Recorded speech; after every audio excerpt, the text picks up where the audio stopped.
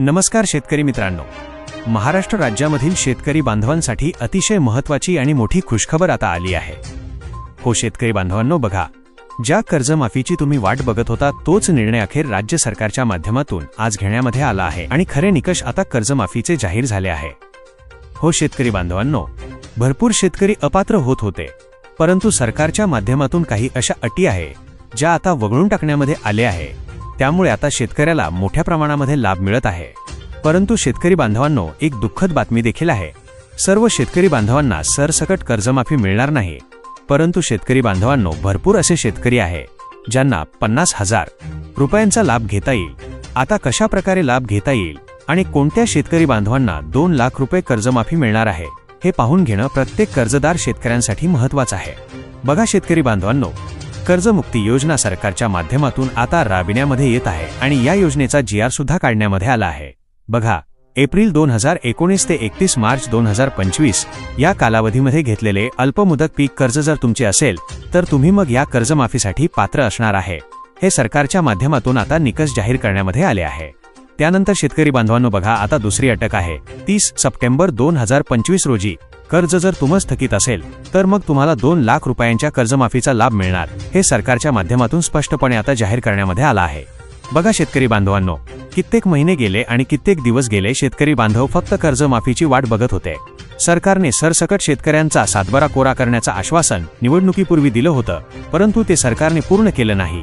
त्यामुळे बहुतांश शेतकरी अजून पण सरकारवर नाराज आहेत। मग नेमकं सर्व शेतकऱ्यांचा सातबारा कोरा होणार का? तर नाही शेतकरी बांधवांनो, सरकारने फक्त 2 लाख रुपयापर्यंत कर्जमुक्ती दिली आहे आणि भरपूर असे शेतकरी आहे ज्यांना 50,000 रुपये प्रोत्साहनपर भत्ता मिळणार आहे। मग शेतकरी बांधवांनो, 30 सप्टेंबर 2025 ही तारीख अतिशय महत्त्वाची आहे। हेच ते शेतकरी बांधव आहे ज्यांना 2 लाख रुपये कर्जमाफी मिळणार आहे। आता मग शेतकरी बांधवांनो, पुढील अट जाणून घ्या, सरकारने घातलेली अटी। आता या ठिकाणी जर तुमचं कर्ज, बघा, लक्षामध्ये घ्या, जर तुमचं कर्ज थकीत असेल तरच या ठिकाणी तुम्ही पात्र असणार आहे। त्यानंतर बघा, या योजनेचा लाभ घेण्यासाठी आणखीन पात्रता सरकारने ठेवली 31 मार्च 2026 बघा पर्यंत कर्जाची परतफेड झाली नाही। बघा, आता मार्च 31 म्हणजे की चालू वर्ष आणि मार्च महिन्यामध्ये 31 तारीख लक्षामध्ये घ्यापर्यंत जर तुमचे कर्जाची परतफेड झाली नाही तर मग तुम्ही ह्या कर्जमाफीसाठी पात्र राहा। तुम्हाला 50,000 रुपये प्रोत्साहन परवत्ता मिळू शकतो, हे सरकारच्या माध्यमातून आता सांगण्यामध्ये आला आहे। बघा, कर्जाचे नियमित फेड केली आहे का? बघा, जर तुम्ही कर्जाचे नियमित फेड केले असेल तर तुम्हाला 50,000 रुपये शेतकरी बांधवांनो माफ करण्यामध्ये येणार आहे। आता डायरेक्ट सरकारच्या माध्यमातून निर्णय घेण्यामध्ये आला, त्यामुळे शेतकरी बांधवांनो, हा छोटासाच व्हिडिओ आहे, परंतु तुम्हाला तुमच्या मनामधील सर्व शंका आता या व्हिडिओच्या माध्यमातून दूर होणार आहे। जर तुम्ही नियमित कर्ज परतफेड केला असेल किंवा कर्ज नवीजुनी केली असेल तर मग तुम्हाला 50,000 रुपये लाभ सरकारच्या वतीने आता देण्यामध्ये येत आहे।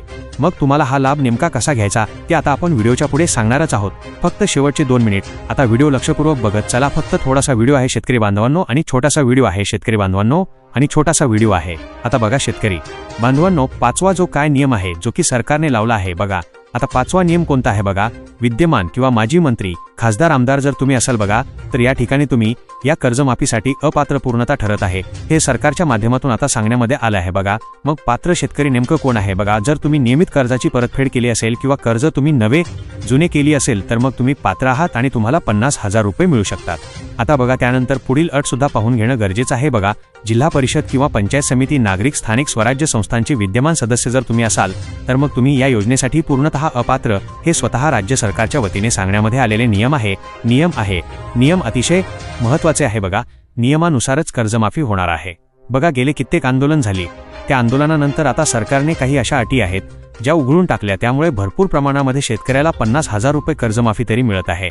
तर मग आता पुढील अट पाहून घ्या शेतकरी बांधवांनो। बघा, केंद्र आणि राज्य शासनाने अधिकारी कर्मचारी, बघा, आता सरकारने घातलेल्या 7व्या अटीनुसार जर तुम्ही केंद्र आणि राज्य सरकारचे अधिकारी कर्मचारी असून मासिक वेतन जर तुम्हाला सुरू असेल, मग तुम्हाला 25,000 रुपयापेक्षा वर कितीही वेतन सुरू असो तर मग तुम्ही या ठिकाणी अपात्र झालेला अशा शेतकऱ्याला कर्जमाफीचा लाभ मिळणार नाही। आता मग बघा, 8वी जी काय अट आहे जी की सरकारने घातलेली आहे, राज्य सार्वजनिक क्षेत्रातील उपक्रम, PSU आणि अनुदान संस्थांचे अधिकारी। बघा, आता या ठिकाणी कर्मचारी असून मासिक वेतन जर तुम्हाला 25,000 पेक्षा जास्त असेल, बघा, म्हणजे की तुम्ही छोट्याशा जरी एखाद्या जॉबला असाल तरी पण या ठिकाणी तुम्ही कर्जमाफीसाठी अपात्र, म्हणजे की कोणती जॉब? सरकारी जॉब। बघा, आता जे या ठिकाणी खाजगी जॉब, सरकारी जॉब, बघा, आता जे या ठिकाणी खाजगी जॉबला आहे अशांना जास्त काही अडचण येणार नाही। 50,000 रुपये प्रोत्साहन परभत्ता मिळून जाईल। मग आता बघा पुढील अट कोणती आहे, 9 क्रमांकाची अट सुद्धा सरकारने लावली आहे बघा. शेतीबाह्य उत्पन्नावर तुम्ही जर आयकर भरत असाल बघा, तर मग तुम्हाला या योजनेचा कसल्याही प्रकारे लाभ मिळणार नाही, हे स्वतः सरकारच्या माध्यमातून आता जाहीर करण्यामध्ये आलं आहे. तर मग शेतकरी बांधवांनो बघा, आणखीन सरकारच्या माध्यमातून 3 अटी लावण्यामध्ये आलेले आहे. आता त्या अटी जाणून घ्या बघा. आता या ठिकाणी 25,000 रुपयापेक्षा जास्त मासिक पेन्शन घेणारे निवृत्ती वेतनधारक माजी सैनिक जर तुम्ही असाल बघा, तर मग तुम्हाला कसल्याही प्रकारे 1 पण रुपया कर्जमाफीचा लाभ मिळणार नाही, हे नियम सरकारच्या माध्यमातून घालण्यामध्ये आले आहे. फक्त गोरगरीब आणि गरजू शेतकरी बांधवांच्याच खात्यामध्ये लाभ दिला जाईल, हे स्वतः सरकारच्या माध्यमातून सांगण्यामध्ये आला. आता शेतकरी बांधवांनो बघा, 11वा नियम अतिशय महत्त्वाचा आहे, तो लक्षपूर्वक जाणून घ्या. तर मग बघा, कृषी उत्पन्न बाजार समिती, सहकारी साखर कारखाने, सहकारी दूध संस्थांचे अधिकारी किंवा कर्मचारी असून जर तुम्हाला मासिक वेतन 25,000 पेक्षा जास्त असेल, तर मग तुम्हाला या कर्जमाफीचा लाभ कसल्याही प्रकारे मिळणार नाही, हे स्वतः राज्य सरकारच्या वतीने सांगण्यामध्ये आलं आहे. तर मग शेतकरी बांधवांनो, लक्षपूर्वक फक्त पकत चला. पुण्यश्लोक अहिल्यादेव होळकर बघा. आता या ठिकाणी या कर्जमाफी योजनेच्या अंतर्गत ज्यांचं कर्ज थकीत आहे त्यांना 2 लाख रुपये माफ करण्यामध्ये येत आहे. आता बघा, 12व्या क्रमांकाचा नियम काय सांगतो, सहकारी साखर कारखान्याचे हंगामी कामगार जर तुम्ही असाल, लक्षामध्ये घ्या, तर मग तुम्ही या योजनेसाठी पात्र झालेला आहात. जर तुम्ही कामगार असाल तरच जर या ठिकाणी तुम्ही 25,000 पेक्षा जास्त पगाराने सरकारी नोकरीला कोठेही लागलेले असाल, तर मग तुम्हाला कसल्याही प्रकारे लाभ दिला जाणार नाही, हे सरकारच्या वतीने नियम आता जाहीर करण्यामध्ये आले आहेत. मग जर तुम्हाला या कर्जमाफीचा लाभ मिळवायचा असेल तर मग नेमकं काय करायचं, आता लक्षपूर्वक फक्त बघत चला. तुमचा 7/12/8 बघा, असे काही जे तुमचे डॉक्युमेंट आहेत, तुम्हाला सर्वात प्रथम तुमच्या बँक शाखेशी भेट द्यायची, जेथून तुम्ही पीक कर्ज घेतले होते. आता काही शेतकरी बँक ऑफ इंडियामधून कर्ज घेतात, काही शेतकरी स्टेट बँक ऑफ इंडियामधून कर्ज घेतात, काही शेतकरी हैदराबाद बँकेमधून कर्ज घेतात. वेगवेगळ्या प्रकारच्या बँकांमधून शेतकरी कर्ज घेत असतात. त्यामुळे तुम्ही तुमच्या शाखेमध्ये जाऊन नेमकं डॉक्युमेंट तरी काय लागणार हे तपासून घ्यायचं आहे. आणि तुम्ही कर्जमाफीसाठी नेमकं काय करायचे, कोणते डॉक्युमेंट लागतील आणि केव्हा हे सर्व फॉर्म सबमिट करायचा, तुम्हाला सर्व काही माहिती तेथे मिळून जाईल. आणि शेतकरी बांधवांनो, हो, लक्षामध्ये घ्या,